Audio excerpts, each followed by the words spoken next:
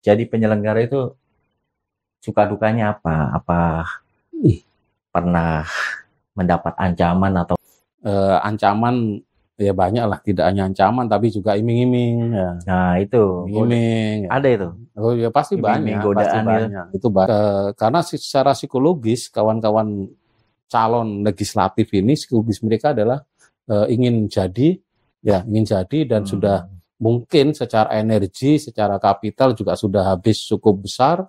Maka kemudian mereka itu beranggapan bahwa KPU ini bisa untuk merubah hasil perolehan suara. Bahkan tidak hanya merubah, tidak sekedar merubah misalkan, bahkan mereka itu karena beranggapan seperti itu, maka mereka kemudian meminta kepada kita misalkan, tolong Cak, suaraku aman no.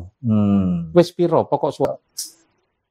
Misalkan juga ketika debat kandidat. Nah, debat kandidat ini, ini real, jadi banyak yang datang, yang datang ke ruangan saya, ke kantor, minta bocoran untuk pertanyaan.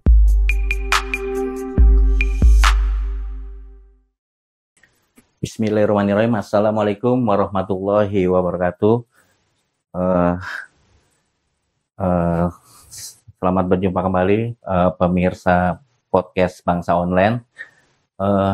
Saya Muhammad Dide, wartawan harian Bangsa dan Bangsa Online yang hari ini berkesempatan menjadi host dalam podcast kali ini, yang pada saat ini kita sudah kedatangan narasumber tamu istimewa. Alhamdulillah, ini sebuah berkah buat kita.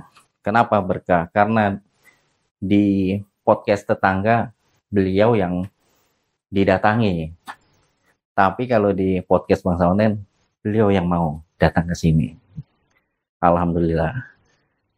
Monggo, Mas Anam, memperkenalkan diri. Ya, terima kasih. Assalamualaikum warahmatullahi wabarakatuh, para pemirsa Bangsa Online. Jadi perkenalkan, saya Khairul Anam, Ketua Komisi Pemilihan Umum Provinsi Jawa Timur.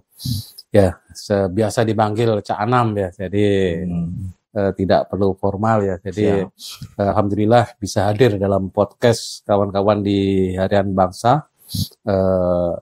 Semoga nanti materi-materi atau diskusi-diskusi dengan kita bisa saling menambah wawasan untuk kebaikan bangsa dan negara ini. Oke, jadi kita santai aja ya, Cak Anam ya. Gini, Cak Anam, kan kalau lihat profil jenengan itu kan mungkin ya separuh usia jenengan tuh dihabiskan di dunia kepemiluan ya. Ya, pernah menjadi komisioner KPU Surabaya ya, 1 periode ya. Iya. Terus di KPU Jawa Timur 2 periode. 2 periode. Saat ini kan mendapat amanah sebagai Ketua KPU Jawa Timur.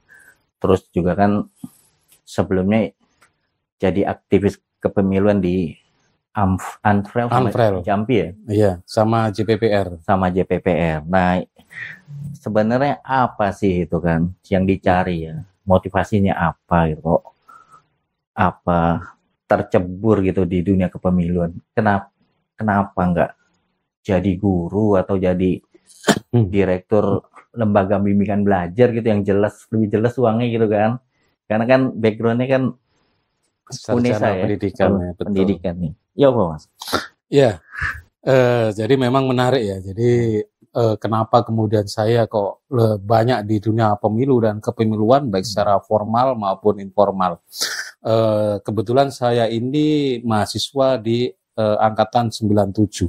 Jadi angkatan di mana memang angkatan-angkatan 97, 96, 95 ini termasuk angkatan yang diuntungkan karena kita mengikuti proses reformasi di Republik ini. Jadi reformasi tahun 98 ini kemudian cukup banyak merubah proses-proses ketatanegaraan kita. Salah satunya adalah terkait proses demokratisasi di Indonesia. Nah, di pemilu awal pasca reformasi ya di pemilu tahun 99, saat itu euforia seluruh komponen bangsa ini luar biasa terhadap penguatan demokrasi. Baik itu yang secara langsung melalui partai politik, ya saat itu bahkan partai sampai kurang lebih hampir 150 partai politik di tahun 99, baik maupun kami saat itu selaku mahasiswa. Ya, jadi saat itu kita sedang bereforia tentang bagaimana berdemokrasi, bicara politik dan sebagainya.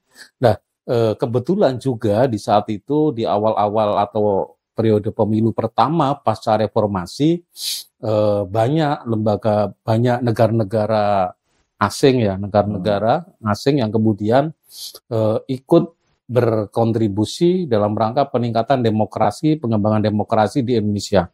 Dan salah satunya kemudian ada namanya UNFREL. UNFREL itu University Network for Election Fair and Free.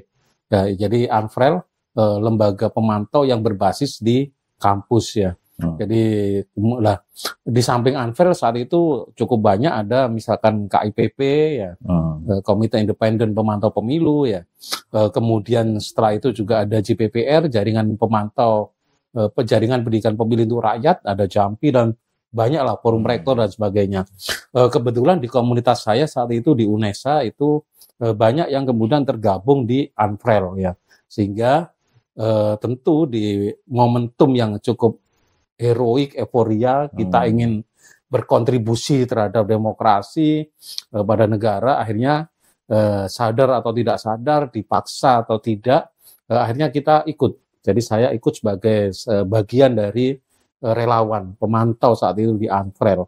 Jadi kebetulan saya ditugaskan di Pasuruan saat itu karena rumah saya di Pasuruan ya, ditugaskan di Pasuruan, dan pasca di UNFREL kita mengikuti proses pemantauan pemilu, baru kemudian muncul namanya JPPR, Jaringan Pendidikan Pemilih untuk Rakyat, yang di mana JPPR ini diinisiasi oleh aktivis-aktivis NU dan Muhammadiyah. Ya, jadi JPPR ini inisiasi dua lembaga besar, NU dan Muhammadiyah, dan akhirnya kebetulan karena saya dianggap memiliki kapasitas, dianggap berpengalaman dalam proses pemantauan, saya ditunjuk sebagai koordinator pemantau untuk JPPR di Surabaya. Sekaligus juga sebagai koordinator administratif untuk IMM ya, untuk JPPR ya, karena IMM menjadi bagian dari lembaga yang bergabung dalam JPPR itu. Sampai kemudian di tahun 2003-2004 saya sebagai koordinator di Jaringan Pendidikan Pemilih untuk Rakyat, beberapa pemilu termasuk pemilu legislatif maupun pemilu presiden. Setelah itu timbul keinginan, apakah ada keinginan kemudian bagaimana kemudian kalau saya mengikuti proses demokrasi tidak hanya di luar, tapi bagaimana kemudian ingin masuk juga di dalam, menjadi bagian. Nah, di dalam itu apa ya, sebagai penyelenggara ya, maka hanya saat itu usia masih belum memenuhi, karena syarat minimal saat itu 28 tahun ya, sebelum akhirnya berubah menjadi 30 tahun. Nah, ketika seharusnya kawan-kawan KPU di Jawa Timur itu masa habisnya adalah tahun 2008, saat itu 2008, tapi karena ada proses sengketa Pilgub Jawa Timur yang sampai 2 putaran plus 1 putaran MK itu, atau 3 putaran, orang-orang menganggap sebagai 3 putaran, sehingga kemudian saat itu usia saya 29 tahun, ya artinya ketika dibuka kalau habis saat itu saya juga tetap nggak memenuhi syarat. Nah, ya ini menjadi berkah bagi saya secara personal ketika kemudian Pilgub itu menjadi 3 putaran, sehingga jabatan kawan-kawan KPU di periode 2003 yang harusnya 2008 habis itu diperpanjang setahun sampai kemudian di 2009, sehingga ketika diperpanjang itulah usia saya pas 30 tahun. Akhirnya daftar, tentu kemudian berproses, belajar dan sebagainya, akhirnya diterima sebagai komisioner di KPU Surabaya. Yaitu awal saya berkecimpung dalam dunia kepemiluan melalui jalur formal di institusi lembaga negara di KPU. Setelah itu baru kemudian di proses selanjutnya di tahun 2014 ikut berkompetisi naik ke KPU Provinsi Jawa Timur, alhamdulillah juga masuk sebagai komisioner, dan periode kedua 2019-2024 saya juga masuk kembali ditunjuk sebagai ketua, meskipun juga kalau bicara gagal juga ada juga ya, karena kemarin di tahun 2021 akhir saya juga mencoba untuk mencoba untuk berkompetisi kembali di pusat di KPU RI ya. Jadi alhamdulillah masuk sampai 28 besar ya. Dari 28 ke 14 sudah gugur ya. Mungkin belum takdirnya atau mungkin juga kapasitas yang mungkin masih belum terpenuhi ya. Jadi itu mungkin secara singkat ya bagaimana kemudian sampai hari ini saya sebagai ketua KPU di Jawa Timur. Oke. Jadi cukup panjang memang rekam jejak itu lengkap. Baik di luar sebagai pemantau maupun di dalam kan sebagai penyelenggara ya.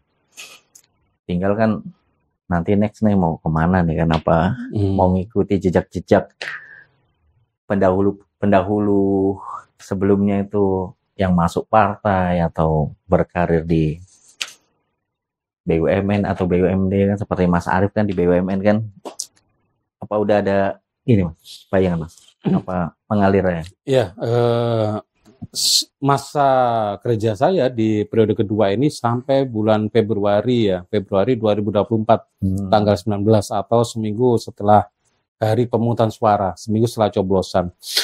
Tentang kemudian pasca Februari saya kemana, saya kira sementara mengalir saja lah.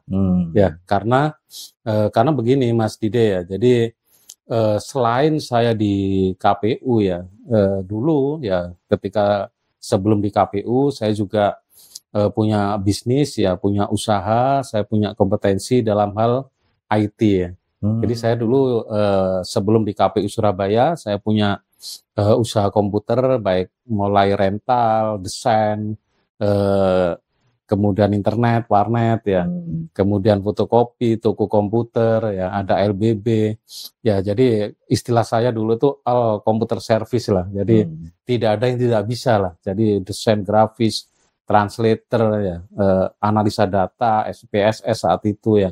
Jadi semua sudah saya lakukan. Artinya saya punya skill yang kalau bicara untuk survive ke depan, saya kira saya tidak pernah khawatir bagaimana ke depan.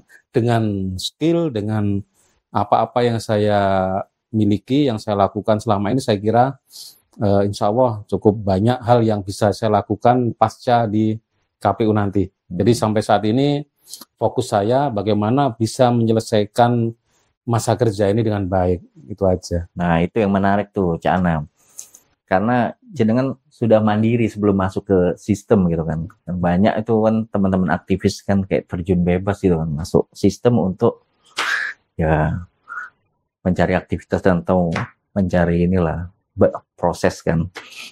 Kalau jenengan udah mandiri kan. Iya. Jadi ketika udah nggak ada di sistem udah ini nggak masalah. Iya. Ya?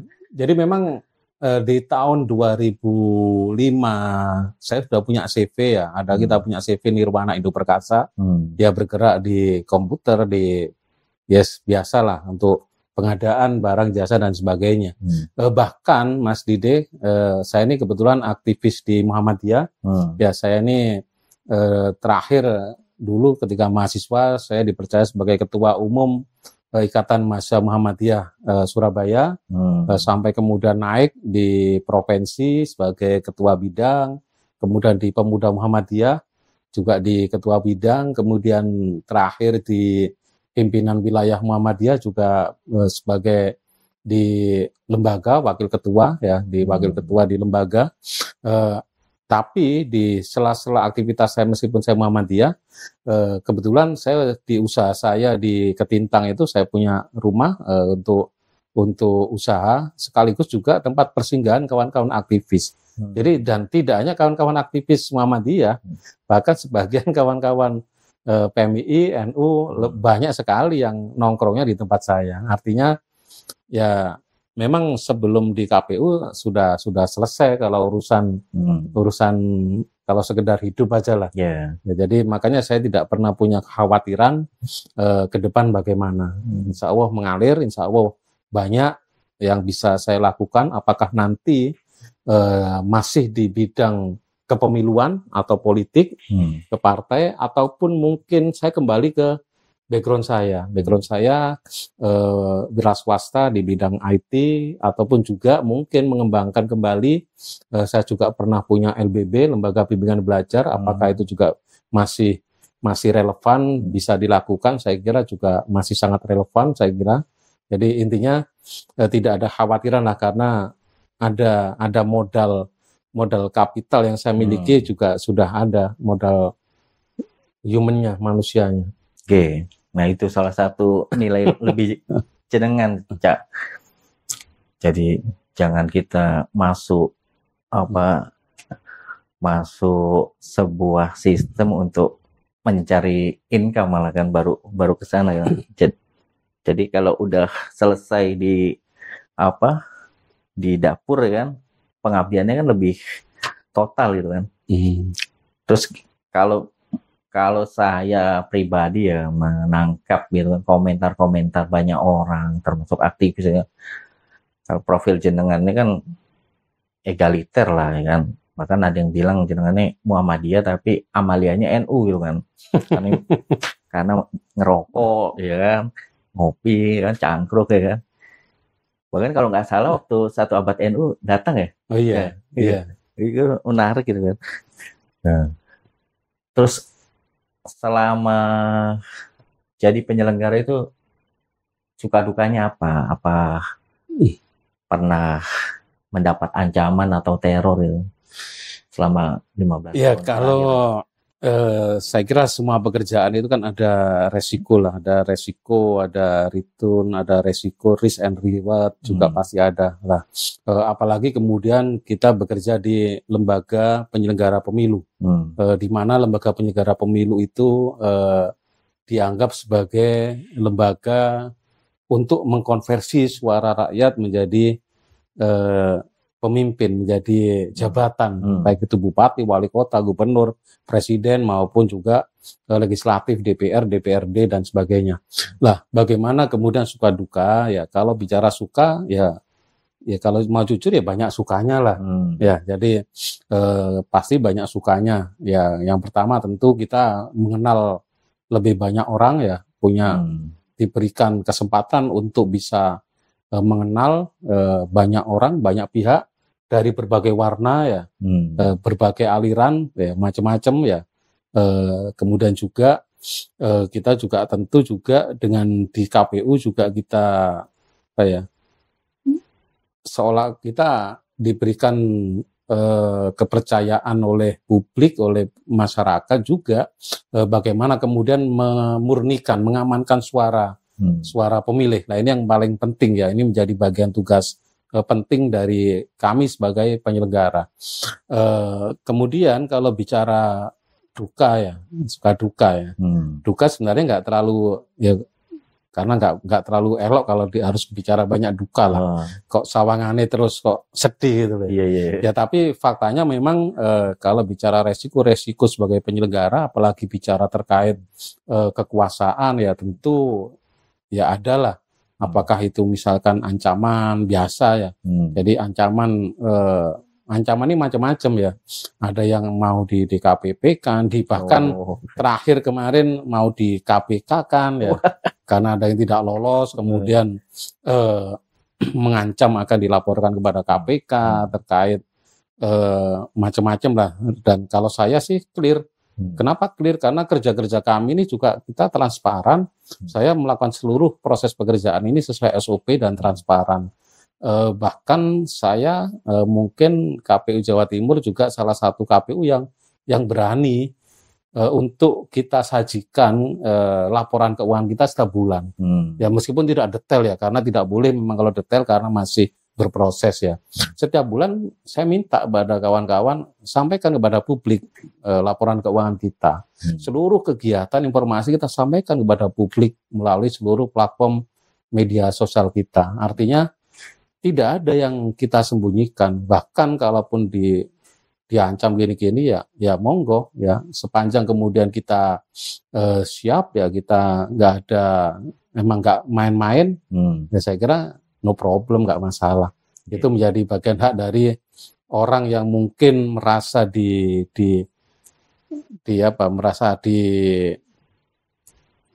dikalahkan atau merasa dicurangi oleh KPU ya. Meskipun faktanya kalau mau jujur kita itu juga punya data orang misalkan kenapa nggak masuk karena ini. Cuman kan kita nggak mungkin kita ungkap, dan itu hak mereka lah untuk menggugat kita di Bawaslu, DKPP, bahkan yang dilaporkan ke KPK, yang kemudian mungkin diancam via WA ini sudah biasa, udah sering lah. Apalagi ketika proses-proses kontestasi seperti hari ini tahapan ya, mulai tahapan pencalonan, kemudian nanti apalagi nanti ketika mulai proses tahapan coblosan. Nah ini ancaman ya banyak lah, tidak hanya ancaman tapi juga iming-iming ya. Nah itu iming ada itu. Oh ya pasti banyak, pasti banyak. Itu banyak. Ya karena saya katakan kepada kawan-kawan caleg ya, karena secara psikologis kawan-kawan calon legislatif ini psikologis mereka adalah ingin jadi dan sudah mungkin secara energi, secara kapital juga sudah habis cukup besar, maka kemudian mereka itu beranggapan bahwa KPU ini bisa untuk merubah hasil perolehan suara. Bahkan tidak hanya merubah, tidak sekedar merubah misalkan, bahkan mereka itu karena beranggapan seperti itu, maka mereka kemudian meminta kepada kita misalkan, tolong Cak, suaraku aman no. Wes piro, pokok suaraku aman no, gak usah mbok tambahi, gak usah dikurangi, gak usah ditambah, yang penting diamankan. Kalau saya sederhana, loh, sampean gak usah minta tolong, itu sudah tugas kami untuk mengamankan suara. Ya itu, jadi tapi kalau kemudian ini saya ambil ruang ini, psikologi caleg ini, toh hanya sekedar mengamankan. Saya nggak ngerubah, ya udah saya terima, ya udah tak amankan. Nah, tapi saya kira itu kalau mau ya, tapi saya kira itu yang tidak bisa kita lakukan. Artinya bahwa mengamankan suara mulai dari TPS sampai kepada KPU ini menjadi tugas kita. Bahkan di pemilu terakhir, di beberapa pemilu misalkan perolehan suara ini kita pampang di bukan hanya di TPS ditempel, tapi di website. Jadi sehingga masyarakat bisa mengakses. Itu kalau bicara contoh-contoh rayuan. Ada juga misalkan banyak sebenarnya yang bisa ditransaksikan ya. Makanya ya jadi anggota KPU harus tahan godaan emang. Banyak yang bisa ditransaksikan. Contoh misalkan, contoh sederhana. Kalau dulu itu kalau untuk memilih hari pemungutan suara itu kewenangan kami. Jadi tidak ditentukan oleh KPU RI ataupun undang-undang. Itu tidak ada. Dulu, makanya dulu itu ketika pilkada itu beda-beda, Surabaya kapan, Sidoarjo kapan, itu beda-beda. Untuk menentukan hari aja ini bisa ditransaksikan. Banyak orang peserta pemilu yang kemudian menegosiasikan hari kapan, ya karena kita tidak menafikan ada bahkan hampir sebagian besar banyak orang khususnya di Jawa tidak ya, itu yang percaya terhadap hitung-hitungan hari ya. Jadi bahkan mereka itu akan sangat takut kalau kemudian dihitungannya, diwetonnya kemudian sampai ketemu pati misalkan. Nah, jadi ini kalau mau dan banyak yang minta hari Kamis Legi, Kamis Kliwon atau Rebo Legi, Rebo Kliwon macam-macam lah. Itu dari sisi penentuan tanggal aja. Itu kan normatif. Ya, jadi itu contoh. Misalkan juga ketika debat kandidat. Nah, debat kandidat ini ini real, jadi banyak yang datang, yang datang ke ruangan saya, ke kantor, minta bocoran untuk pertanyaan debat. Ini kalau mau loh ya kan sederhana aja, ini kisi-kisi soalnya. Soalnya ini. itu kan jadi nominal. Iya. Tapi tapi kita percayalah hal seperti itu juga tidak ya, bahasa Mas Dide mungkin tidak berkah dan juga ya itu sudah tidak sesuai dengan aturan. Itu contoh-contoh kalau bicara kemudian ancaman yang sifatnya ancaman tapi rayuan. Ya, itu banyak sekali dalam setiap tahapan ini, belum yang urusan PNS, urusan jabatan, bahkan misalkan PNS mau pindah aja lah dari Surabaya pengen pindah ke Pacitan atau dari Ponorogo pindah ke Banyuwangi sebaliknya dan sebagainya. Dulu masih ada oknum-oknum yang masih narik. Nah, ketika saya masuk di provinsi, saya suruh investigasi. Ada laporan-laporan, oh kok ditarik-tarik. Investigasi siapa yang narik? Setelah itu nggak ada. Habis.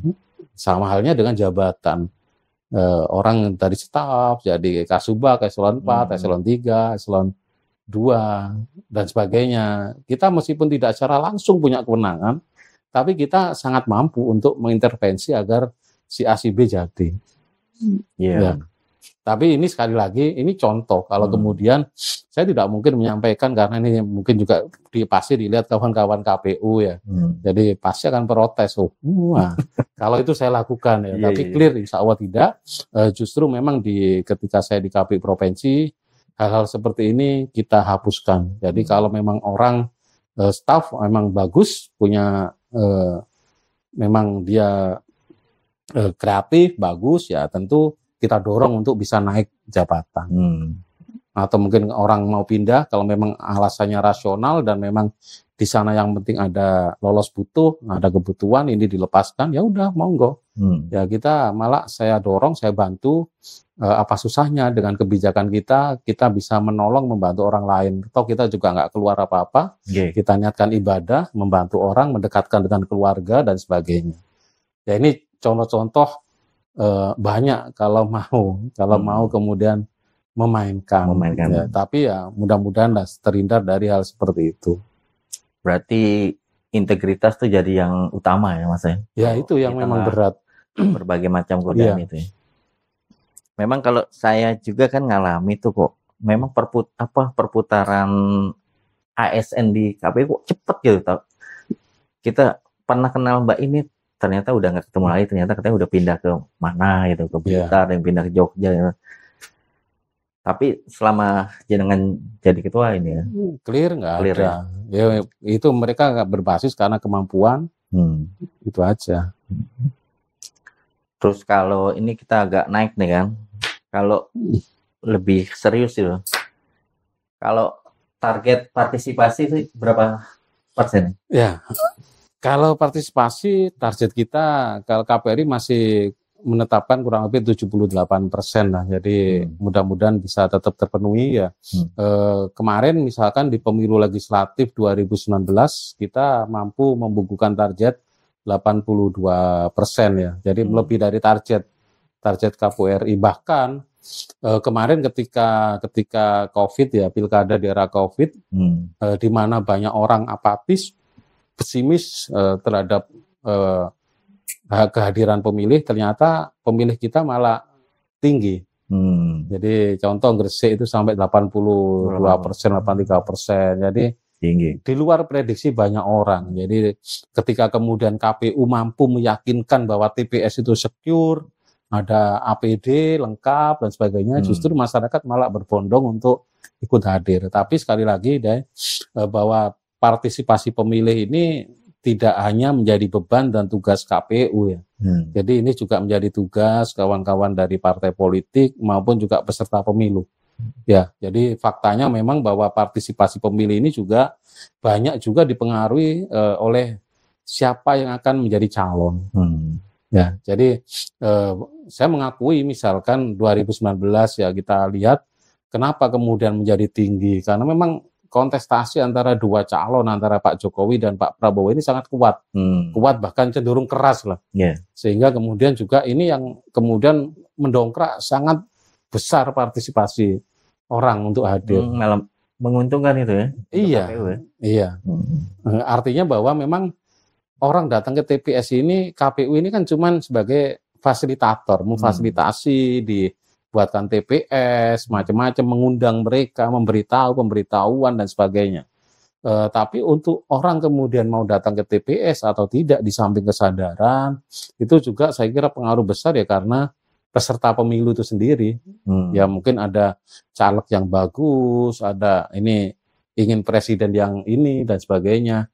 Jadi peserta pemilu ini sangat signifikan dalam mendongkrak pemilu kita, partisipasi. Oke, siap. Terus ini loh, Mas Cak Nam, kan koordinasi itu ada yang ke atas, kalau ke atas ini ke KPU RI ya, kalau ke bawah ke KPU Kabupaten Kota kan, ada juga ke samping kan. Nah saya kira kan Bu Gubernur ya punya kesan yang inilah positif, yang punya kesan lah sama jenengan, karena beliau bisa jadi gubernur di eranya jenengan ya kan. Mungkin chemistry-nya di situ, atau mungkin takdirnya kan pas jenengan jadi ketua KPU, pas Gugup akhirnya terpilih jadi gubernur. Kalau hubungan dengan Pemprov Seki gubernur sejauh ini seperti apa? Kalau komunikasi dengan jajaran samping kita terus jalan ya. Jadi baik dengan Ibu Gubernur secara langsung, beberapa kegiatan beliau juga ikut berpartisipasi kegiatan kita ya, maupun juga dengan Pemprov ya, misalkan dengan BKAD ya terkait anggaran, dengan Bakesbang maupun juga dari Biro Pemerintahan dan Otoda. Kita memang mereka jajaran samping kita, stakeholder pemilu kita untuk di Pemprov itu Bakesbang, sama BKAD, sama Biro Pemerintah dan Otoda. Nah, selama ini kita berkoordinasi, bersinergi secara terus-menerus, khususnya di samping terkait pemilu, karena jangan lupa bahwa di bulan November 2024 ini juga ada namanya pilkada, ada pilgub, ya. Dan hasil dari koordinasi ini ya, bahkan bisa dikatakan saya bisa menyampaikan bahwa Jawa Timur itu menjadi provinsi yang pertama yang clear terkait anggaran untuk kebutuhan pilgub Jawa Timur. Ya, aman berarti ya. Se-Indonesia. Jadi dari seluruh provinsi yang clear pertama kali itu Jawa Timur. Bahkan hari ini kita sudah clear di bulan Februari 2022 yang lalu. Sampai hari ini hampir semua provinsi belum clear. Tapi Jawa Timur sudah 2022 kita sudah clear, sudah keluar keputusan gubernur, saya lupa nomornya tapi saya ingat bulannya di bulan Februari 2022 terkait pendanaan bersama antara Pemprov dengan Pemda Kabupaten Kota. Ini sudah keluar di bulan Februari 2022 dan itu yang pertama se-Indonesia. Ya, ini artinya bahwa koordinasi kita memang sangat bagus ya dengan Komisi A. Komisi A ini juga luar biasa. Kita sangat aktif dengan Komisi A.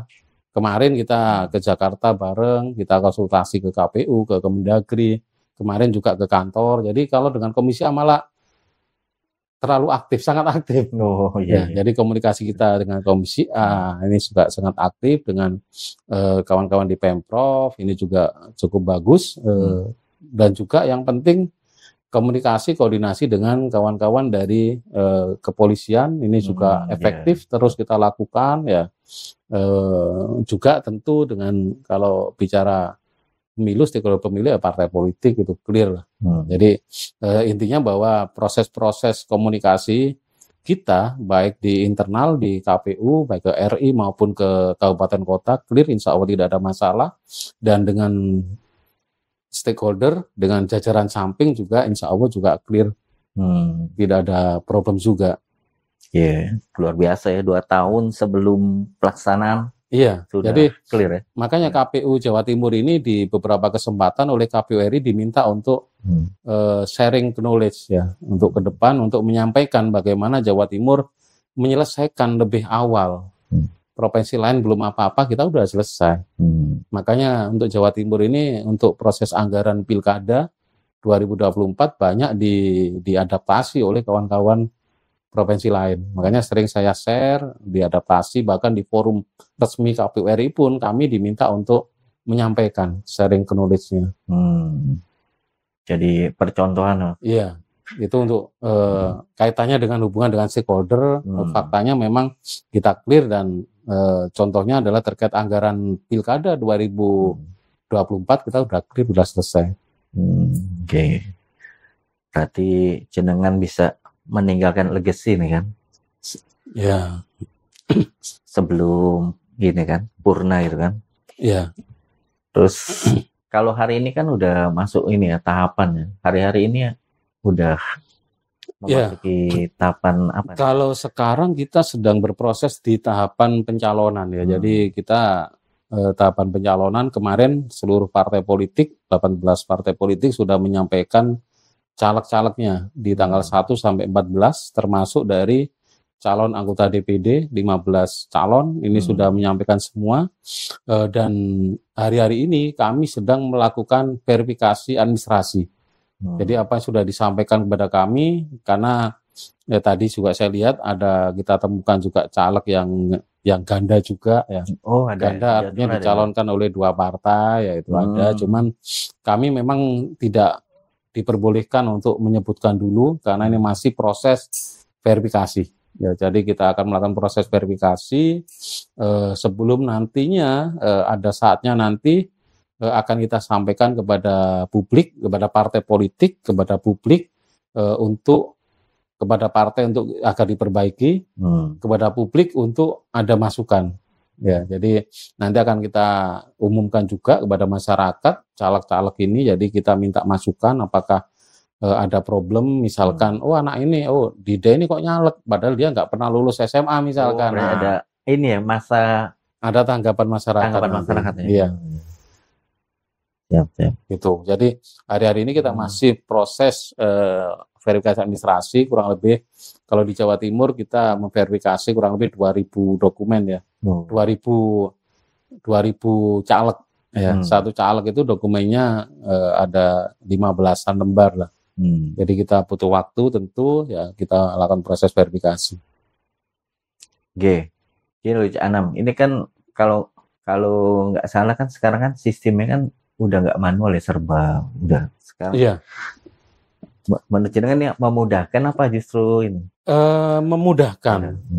Ya, mungkin bagi yang sudah melakukan dengan persiapan matang memudahkan. Meskipun kemarin ada misalkan partai yang kemudian tidak selesai secara online-nya, digital, kemudian sementara manual, itu pun juga tetap kita berikan waktu untuk tetap upload di Silon, sistem informasi pencalonan. Di Silon ini enak, jadi artinya dengan Silon ini kita bisa mengetahui kegandaan antar partai. Misalkan Mas Dide dicalonkan oleh 5 partai karena tokoh besar di dalam 5 partai. Nah ini yang kemudian bisa kita lihat, nanti kita tanyakan kepada partai politik, kita mintakan pernyataan dari Mas Dide ini sesungguhnya kemana misalkan. Itu yang kedua, ini satu. Yang kedua tentu saya ini kan di KPU sudah cukup lama, hampir 15 tahun ya. Sekarang ini enak, kalau dulu itu kita ketika proses pencalonan ini kantor kita itu penuh dengan berkas, penuh berkas menggunung, banyak sekali. Tapi sekarang nggak ada, hampir nggak ada, karena yang dibawa partai kemarin hanya satu map kecil lah, isinya cuma rekap ada 10 atau 15 lembar itu aja. Dokumen yang lain semuanya soft copy online melalui Silon. Jadi kita diuntungkan di sana. Jadi tidak ada berkas, kita juga nggak ada kesulitan untuk lihat-lihat di berkas satu persatu. Kita by Silon semua, kita ngeceknya satu persatu dengan Silon. Ya, jadi itu lebih memang lebih efektif, lebih efisien, lebih memudahkan. Gitu. Kalau lihat karirnya ini kayaknya mulus-mulus saya nih. Jangan pernah ini gak di DKPP kan nggak? Oh pernah. Oh pernah ya. Iya. Penyelenggaraan pemilu itu kurang sah kalau belum pernah di DKPP kan. Ya, jadi di DKPP kan ya istilah kita dia memang di DKPP kan. Di DKPP kan orang yang dilaporkan ke DKPP itu belum tentu yang bersangkutan salah. Kan itulah sama orang dilaporkan ke kepolisian, ke pengadilan. Ini kan belum tentu orang ini salah. Ya mungkin karena si A ini karena merasa kalah harus cari pelampiasan ya. Siapa ini ya? Paling banter ya KPU. Ya, KPU yang kemudian dilaporkan dan kemana kemari dan sebagainya. Saat itu ketika pasca Pilpres 2014 ya, kemudian jadi ada laporan juga di sidang dan alhamdulillah juga direhabilitasi ya. Jadi DKPP ini kan kemudian diuji laporannya ini benar atau enggak. Jadi diuji karena DKPP ini tidak pembuktian secara materi tapi juga mereka melihat motifnya dan sebagainya dan tidak terbukti ya, clear tidak terbukti dan dilakukan rehabilitasi. Kemudian yang kedua saya dilaporkan karena itu tadi menyangkut terkait tes jabatan eselon 3 ya. Jadi karena saat itu kemudian ada satu peserta yang kemudian mau mundur, terus saya minta ngapain mundur, karena mundur ini ternyata dia diintervensi oleh pihak luar. Pihak luar datang mengintervensi agar menyuruh dia tidak ikut tes, mundur, tapi kemudian saya netralisir, nggak boleh intervensi. Kemudian yang bersangkutan saya suruh masuk lagi. Masuk lagi dengan tanpa menambah jam. Jadi ketika dia keluar kisaran 5-10 menit ya dia nggak ditambah jamnya, tetap saya minta untuk udah nggak apa-apa ikut lagi aja, jangan hiraukan intervensi pihak luar. Ini karir sampean ikut. Nah, dan saya bisa membuktikan dakwaan-dakwaan itu dengan cukup detail saat itu ya, karena saya memang jauh hari sudah minta kepada sekretariat agar CCTV itu dipasang, semuanya ada, kamera-kamera ini juga disetting jamnya, jam, menit, detik kan ada semua. Ya, jadi itu saya jadikan bukti bahwa menit sekian saya di sini ketemu orang-orang yang mengintervensi, menit sekian saya masuk minta saya bukan masuk ke ruang ujian tapi meminta yang bersangkutan untuk ikut lagi. Saat itu tes tulis itu ada semua, menit-menitnya ada. Jadi sehingga kemudian DKPP melihat bahwa malah ini bagus, jadi tidak salah, malah ini sudah benar yang dilakukan. Jadi agar menolak intervensi orang luar, permintaan bupati saat itu karena ini kasus orang daerah ya, orang daerah nggak boleh masuknya, nggak boleh ikut gitu loh. Cuman saya minta bahwa saya katakan bahwa hak seseorang untuk berkarir, untuk mengembangkan karir itu hak seseorang, jangan dihalang-halangi. Nah, baru kemudian yang bersangkutan saya minta untuk ikut proses seleksi lagi dengan tanpa mengurangi, tanpa menambah waktu tadi. Jadi ketika dia keluar, saya lupa ya, persisnya saya lupa lah. Sudah keluar 5 menitan ya udah masuk lagi tanpa nambah waktu 5 menit, tidak. Dan DKPP kemudian menyatakan tidak bersalah dan direhabilitasi. Jadi 2 kali udah di DKPP. Cuman apapun itu orang di sidang itu nggak nyaman. Apapun itu ya, meskipun kita merasa sudah benar ya, tapi orang di sidang itu apapun pasti merasa tidak nyaman. Jadi tidak ada keinginan lah untuk di DKPP lagi, nggak ada. Kalau bisa jangan ada lagi. Berarti yang diurus itu nggak cuma teknis kepemiluan aja ya, berarti. Birokrasinya juga. Ya, karena memang di peraturan, di norma tata kerja kita, kayak saya ini ketua, saya itu bertugas untuk ngurusi beberapa hal, misalkan terkait umum, rumah tangga, protokoler, keuangan, ini kewenangan saya, tugas saya. Jadi saya juga harus tahu laporan keuangan, harus saya cek, wis bener apa enggak, ini kemana, ini dipakai apa. Ya meskipun nggak harus detail ya. Kalau detail nanti malah saya jadi petugas ya. Jadi saya mungkin hanya secara global bahwa anggaran ini tuh ini clear, laporannya mana, laporan realisasi anggaran mana, clear, laporannya di aplikasi bagaimana, clear, ya udah. Kemudian bicara rumah tangga umum ya, saya harus memastikan kantor ini, oh ini lampunya mati, lampunya mati, AC-nya mati ya. Sampai ngurus yang kayak gitu juga ya. Anak-anak wartawan ini kemarin kepanasan minta dipasang AC, pasang AC. Jadi seperti itu, termasuk kepegawaian, karena mereka ini juga menjadi bagian dari kami juga. Meskipun kalau bicara secara otoritas resmi, otoritas langsungnya kepada sekretaris. Tapi kan mereka ini kan user kita, mereka yang memfasilitasi kerja-kerja kita. Jadi mau tidak mau, suka tidak suka, kita juga harus ikut berkontribusi pada pengembangan kawan-kawan di staff. Saya juga meskipun tidak bisa secara langsung ya menata, tapi saya harus mampu menata. Oh, si A ini cocoknya di sini nggak cocok dia, pindah ke sini. Oh, ini cocoknya di sini. Karena kalau orang kerja tidak sesuai dengan passion mereka ya tentu juga susah juga. Dan yang susah ya tentu kita juga kembali lagi. Makanya kemudian kami memetakan itu, kita menyarankan kepada sekretaris, Pusek ini kalau bisa ini seperti ini lah. Jadi memang tidak punya kewenangan langsung, tapi karena ini berdampak terhadap kerja-kerja kita ya tentu kita memberikan input lah, masukan. Oke. Ini Canam, jenengan kan 15 tahun ya jadi penyelenggara. Kan media juga kan bagian dari mitra ya, dari KPU kan. Kalau jenengan melihat mungkin dulu 15 tahun lalu atau 10 tahun yang lalu lebih banyak cetak ya. Terus sekarang kan banyak muncul ini kan platform-platform media online, baru ya, digital online, bahkan ada media sosial. Kalau jenengan lihat perkembangan media ini tuh ya, kalau sekarang saya kira lebih ya kita apapun lebih senang juga lah, karena apapun media ini juga partner ya. Jadi kita tidak pernah menganggap media ini sebagai musuh atau yang ngeribui, tidak.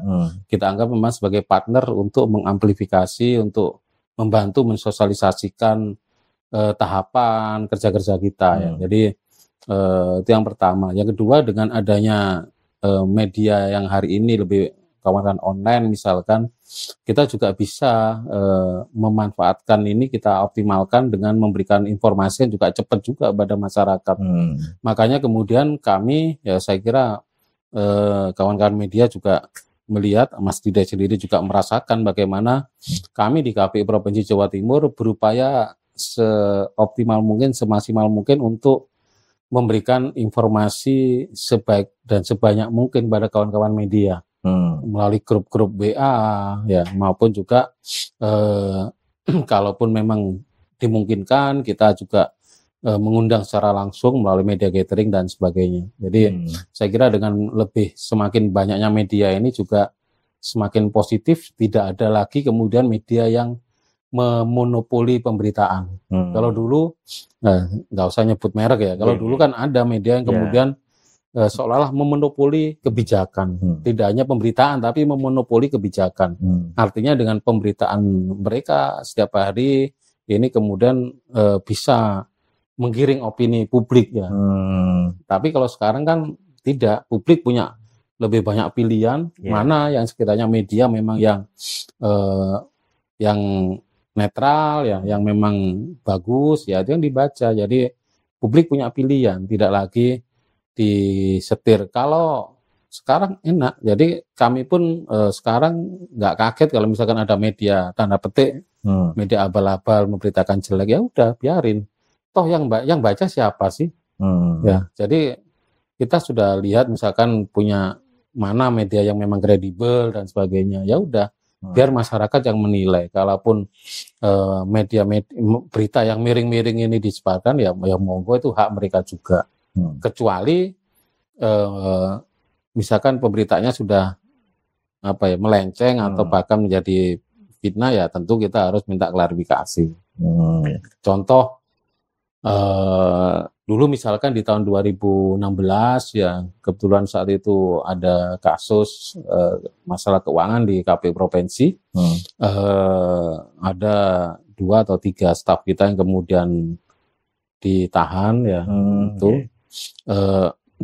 Ada satu media yang kemudian menyatakan bahwa kemungkinan sangat dimungkinkan komisioner juga ikut menikmati aliran dana. Oh iya. Lah, penggiringan opini ya. Iya lah. Ketika saya konfirmasi loh, kok bisa menulis seperti itu. Jadi dia tanya kepada kawan-kawan di kejaksaan. Kejaksaan sebenarnya udah clear, tidak ada ke komisioner, ini sudah clear lah, batasnya, barriernya jelas lah. Jaksa sudah menyampaikan, oh tidak ada ini kaitannya dengan komisioner. Tapi yang bersangkutan tetap menanyakan terus dan apakah mungkin? Nah, namanya mungkin cuma kemungkinan ada lah. Ini yang kemudian menjadi headline-nya. Jadi dimungkinkan komisioner juga. Ini yang kemudian harus saya klarifikasi. Ya, karena ya udah arahnya udah yang berbeda, penggiringan opini yang nggak bagus lah. Apalagi masalah korupsi itu kan juga sensitif. Pembunuhan karakter betul. Ya prinsipnya dengan banyak media ya kita pasti lebih senang karena ya itu tadi lebih mudah untuk menyampaikan informasi, kemudian juga masyarakat juga punya banyak pilihan untuk mana yang dijadikan akses informasi, tidak ada monopoli berita, monopoli kebijakan, jadi lebih enak sekarang sebenarnya. Tapi alat kontrolnya lebih banyak ya. Enggak masalah ya. Iya, kita malah senang kalau di KPU ini Mas Dida, kerja kita ini kan seperti di ruang kaca, di akuarium kalau KPU. Semua orang melihat. Makanya kalau orang yang nggak kuat, nggak nyaman, nggak bisa kerja jadi KPU itu. Karena kita tuh bekerja di ruang kaca, layaknya kita kayak dipajang. Jadi kerja kita tuh dilihat banyak mata. Ada Bawaslu, ada media, ada partai, ada tim sukses, ada LSM banyak. Jadi ya udah biasa.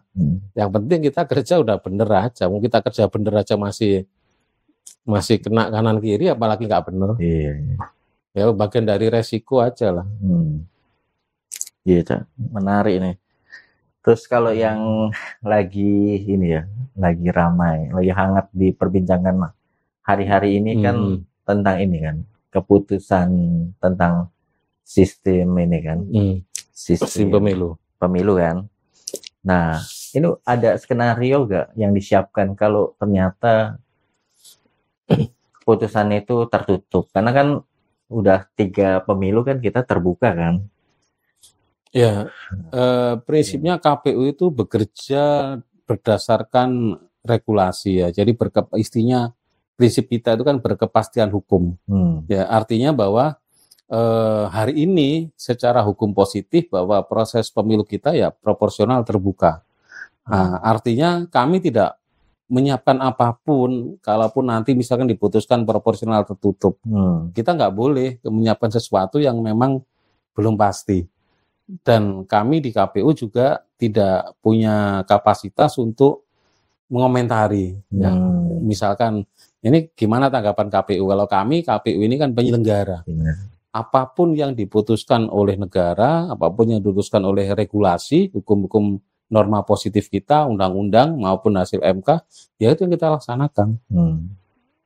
Pahit manis ya biasa. Ya, jadi makanya tadi juga ada kawan-kawan mahasiswa UNER juga pertanyaannya sama. Artinya kami ini pelaksana, penyelenggara, eksekutor. Jadi kalau undang-undangnya harus tertutup, ya kita laksanakan. Harus terbuka, ya kita laksanakan. Atau bahkan ekstrim misalkan pemilunya pakai elektronik, e-voting, ya kita laksanakan. Jadi nggak ada bicara tidak siap, nggak. Jadi yang penting aturan konstitusi mengatur, ya itu yang kita laksanakan. Kalau ada yang menganalisa sistem tertutup akan memicu chaos, ya. Nah, kita nggak bisa berkomentar itu, Pak Dite. Biarkan itu para politikus, para pengamat. Kalau KPU ini kan harus ya kita menyelenggarakan pemilu aja lah. Artinya sebagai penyelenggara ya ini bagian dari netralitas kita. Ya, karena yang menyampaikan itu juga orang partai. Nanti kalau kita membela katanya dukung sana, kalau kontra katanya nggak dukung sana kan. Jadi kita netral aja lah. Jadi prinsip apa yang diputuskan ya itu yang kita laksanakan sesuai dengan instruksi dari, kalau kami di KPU provinsi ya tentu instruksi KPU RI. Kan KPU Jatim ini kan juga ini ya mensupervisi KPU daerah juga. Iya. Nah kalau di daerah itu permasalahannya apa yang paling menonjol? Kalau di daerah sebenarnya banyak ya, masing-masing daerah punya karakter sendiri ya. Ya ini sebenarnya sudah sedikit kita petakan ya. Contoh misalkan kalau daerah-daerah Mataraman ini kita kategorikan daerah-daerah yang aman. daerah hijau lah, aman lah. Artinya hampir tidak ada problem karena kondisi masyarakatnya, kulturnya itu jarang ada konflik. Ya, jadi saya nggak nyebut lah, mungkin ini daerah Kulon, Mataraman itu kadang agak kita kurangi sedikit untuk nambahi fokus kita di tempat-tempat lain. Tempat lain misalkan Tapal Kuda, Madura, termasuk Madura, Tapal Kuda ini punya problem-problem yang berbeda, baik itu di penyelenggara maupun ketika proses pelaksanaan pemilunya. Ya, contoh misalkan di Madura ini ya ini faktanya lah, saya tidak berasumsi ya, tapi faktanya memang masih ada beberapa tempat ya, yaitu yang masih belum bisa melaksanakan pemilu sesuai dengan prosedur misalkan. Ya. Jadi bahkan kita sering kalau di Madura coblos ulang itu sering ya. Jadi karena ya untuk tadi memastikan pemilu tetap taat prosedur, tapi memang KPU tidak bisa bekerja sendiri, butuh banyak pihak yang kemudian membantu, Bawaslu, kawan-kawan di tokoh-tokoh masyarakat, dan ini memang Madura agak khas, agak khusus ya. Kita memberikan perhatian lebih khusus karena memang cukup ya, faktanya ini bicara fakta saja ya. Jadi jangan sampai kemudian kok Madura enggak ya. Faktanya memang realitasnya banyak pelanggaran terjadi di Madura, terutama di Bangkalan sama di Sampang. Ini menjadi PR kita. Kita terus aktif kawan-kawan KPU Sampang, Madura untuk berkoordinasi, berkomunikasi dengan kawan-kawan di tokoh-tokoh masyarakat di sana, para kiai, tokoh masyarakat, untuk ke depan semakin terus berkurang, kalau bisa nol ya. Jadi problemnya banyak. Kalau di Madura memang problem di masyarakat memang yang masih yang sering terjadi ya. Tapi juga problem-problem lain misalkan kayak Sumeneb ini problem geografis ya, karena Sumeneb ini punya beberapa pulau yang jumlah penduduknya banyak tapi jauh banget, kayak Masa Lembu, Masa Kambing, terus daerah mana lagi dekat dengan Sulawesi itu Kangean, ada juga satu pulau itu yang ada kalanya tanahnya nggak kelihatan, kena laut, rumah panggung. Nah ini yang menjadi kendala kita. Jadi kalau untuk itu kita seringkali koordinasi dengan kawan-kawan TNI, Angkatan Laut maupun dengan kawan Polda untuk kebutuhan logistik ya. Kalau logistik biasanya untuk daerah-daerah itu memang kita kirim melalui Tanjung Perak pakai kapal laut. Jadi makanya koordinasi dengan TNI, Polri, ada kalanya kita butuh pakai helikopter, kalau tidak ada itu kita efektifkan. Itu kendala. Bagian dari kendala kita ya. Itu beberapa ya. Nah, yang lain saya kira kendalanya standar ya. Jadi kendala ada permasalahan misalkan ada PPK yang kemudian nyambi jadi tim sukses dan sebagainya, itu ada yang itu kita minta ada Kapolta untuk bisa menyelesaikan. Dan memang tidak mudah karena Jawa Timur ini provinsi dengan jumlah kabupaten kota terbanyak nomor 1 di Indonesia, jumlah pemilihnya terbanyak nomor 2, 31 juta, Jawa Barat 40, yang hampir 40, kita 31 juta, dan ini memang tidak mudah deh, apalagi tambah lagi misalnya permasalahan terkait data pemilih. Data pemilih itu nggak akan pernah selesai ya, karena proses mutasi keluar masuk masyarakat, kelahiran, kematian ini nggak pernah selesai, terus berputar ya. Jadi ketika sudah kita update ternyata orangnya pindah ke sana lagi, di sana diupdate lagi, ketemu double, ganda, nggak akan pernah selesai. Maka yang kita lakukan ya terus kita perbaiki ya, intinya kita berbagi terus biar semakin kecil problem-problem DPT, data pemilih. Coklat itu salah satunya. Iya, makanya sekarang itu sudah nggak musim lagi ada isu. Kalau dulu kan ada isu KPU menggelembungkan data pemilih, pemilih siluman macam-macam. Sekarang nggak ada. Ya, ini artinya bahwa kerja-kerja kita sudah dihargai oleh masyarakat, oleh publik, bahwa kita memang sekarang sudah bagus, transparan juga ya. DPT bisa dicek di online ya, cek dptonline.kpu.go.id. Ada laporan juga di sana, kalau belum masuk kita cek bisa di sana. Ini problem DPT ini klasik, banyak kasusnya. Bahkan kita juga karena proses DPT pernah membongkar kasus TKI ilegal ya. Itu saya masih ingat di Kediri, ada di Kecamatan Keras itu ya. Oh, pintunya dari situ ya? Ya, jadi saat itu ada banyak pemilih yang kemudian ganda dengan pemilih luar negeri. Mereka di luar negeri double. Ketika kita cek di lapangan ternyata orang ini nggak pernah ke luar negeri. Dia sekalipun nggak punya paspor, nggak pernah ke luar negeri. Nah, ternyata akhirnya ketemu bahwa identitas mereka itu dipakai oleh para oknum-oknum untuk memberangkatkan TKI ilegal ini. Bukan ilegal resmi, tapi menggunakan dokumen yang ilegal. Ya, misalkan Mas Dide kemudian nggak pernah keluar negeri, terus saya ini pernah dideportasi, ya kan di blacklist kan. Ya maka ketika saya ingin berangkat lagi, saya kemudian ada oknum yang kemudian memfasilitasi menggunakan atas nama Dide. Sehingga saya bisa berangkat lagi, kerja lagi, dan itu banyak kasusnya dan terbongkar ketika proses coklit itu. Ya, ini contoh-contoh lah. Jadi dinamikanya cukup banyak juga. Ini kalau lihat tantangan geografisnya Jawa Timur ini kan, anggarannya udah cukup apa belum? Atau personilnya udah cukup? Insya Allah cukup lah. Kita sudah berkali-kali melaksanakan pemilu lah.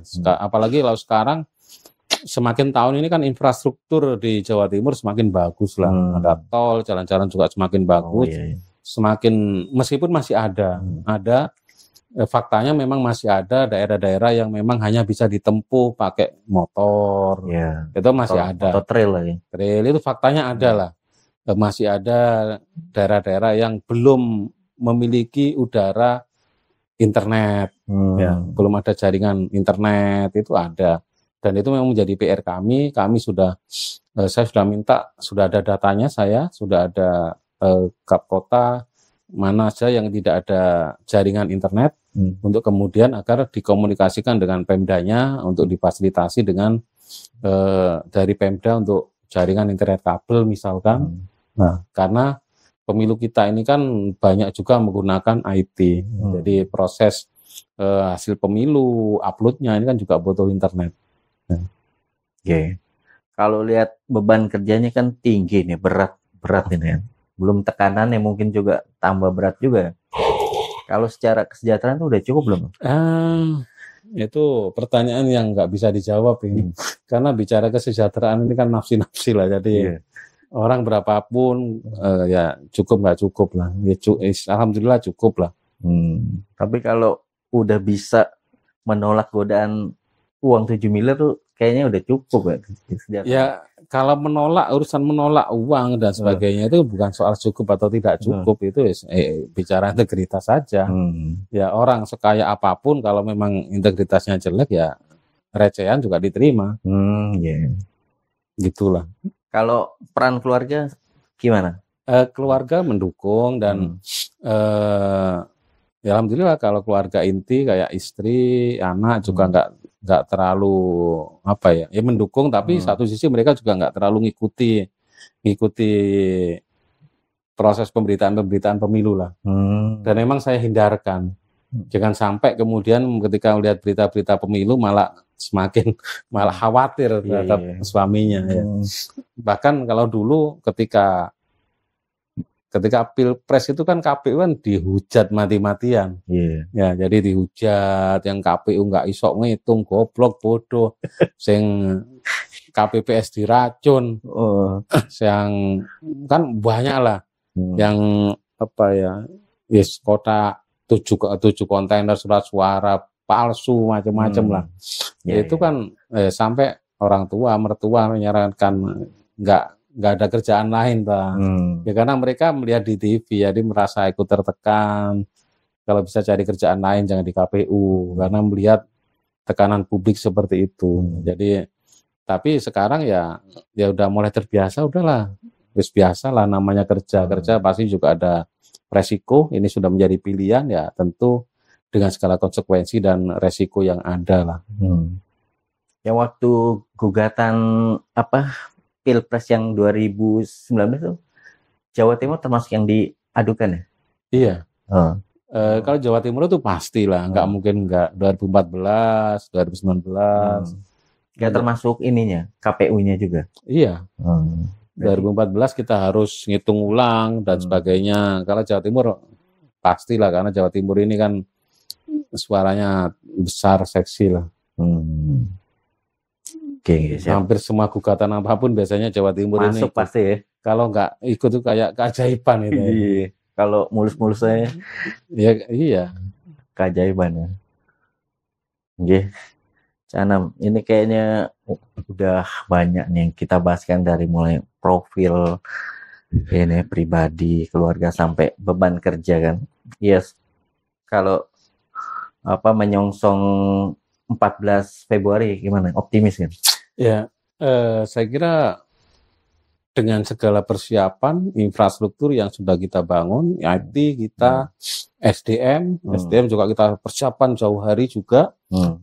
Saya optimis, yakin, paling tidak di Jawa Timur ya, wilayah saya Jawa Timur, insya Allah pemilu di Jawa Timur 2024, baik pemilu maupun pilkada insya Allah bisa berjalan dengan lancar, aman, kondusif lah. Karena karakter masyarakat Jawa Timur itu memang karakternya agak keras, tapi ada karakter guyup rukunnya. Ketika selesai udah selesai. Jadi biasa kalau keras di awal, nanti selesai ya udah. Jadi saya kira itulah, saya optimis, yakin insya Allah Jawa Timur clear, dan terbukti dari pemilu ke pemilu kita meskipun ada dinamika ya wajar, tapi semuanya bisa selesai dengan baik, lancar, aman, kondusif lah. Dan harapan saya juga kepada masyarakat, ya mari kita ramaikan pesta demokrasi ini dengan riang gembira ya. Jadi jangan mudah termakan hoax ya, jangan mudah termakan isu ya. Kita nikmati, kita ramaikan proses berdemokrasi ini untuk memilih calon-calon DPR, anggota DPR, memilih calon presiden ya. Bahkan nanti juga akan memilih calon bupati, wali kota, gubernur secara langsung ya. Kita nikmati dengan gembira. Jadi ini waktunya masyarakat untuk diberikan kewenangan, ya kewenangan konstitusi untuk memilih pemimpinnya. Jadi gunakan sebaik mungkin. Oke. Ya saya kira untuk kali ini cukup. Ya, kalau kali ini berarti ada kali lain. Semoga masih ada waktu untuk bertemu lagi kan. Nah, ini gawat. Ya demikian pemirsa podcast Bangsa Online. Bincang-bincang kita dengan Cak Anam, Ketua KPU Jawa Timur. Saya kira banyak yang bisa diambil manfaatnya. Lebih kurangnya mohon maaf. Ihdinas siratal mustaqim. Fastabihul khairat. Wallahu muwaffiq ila aqwamit thoriq. Wassalamualaikum warahmatullahi wabarakatuh. Waalaikumsalam warahmatullahi wabarakatuh.